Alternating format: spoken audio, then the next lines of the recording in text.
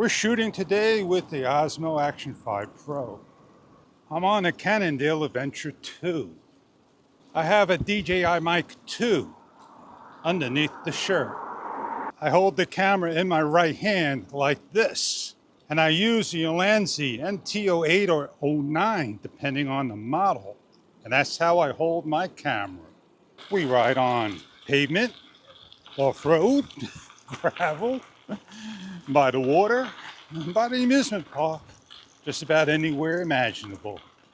I like riding in the early hours for the reasons of less noise, less traffic, and the sun's not beaming in my eyes. I'm gonna go see if the horse and the goat and the pig are out. The horse, the goat, the pig are not out right now. So we're just gonna head on down across and get onto the beach. I don't know if you can see it, it's the back end of a car. How's this for a shot? Something that can be worked on, both the white and the red. You'll find the classics, they're all out. But how many times have I passed by and they just sit there year after year? It's like a camera. You just want the latest and the greatest, but you don't use what you got, the old and the classics. The days of a GoPro, Hero 4, and a gimbal by Feiyu. I know I'm old when I try to use TikTok.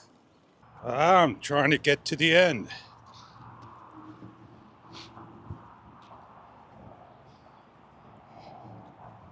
Fishing is so important that you go over to the built sewage area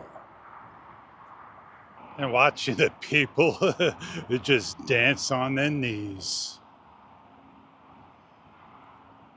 Yeah, I'm on my knee too. And here we are. You could say the highlight of the talk. Down by the beach enjoying the comfortable breeze on a very hot day. Well, I'm gonna go head on back and maybe just put this on the bike and hyperlapse my ride home.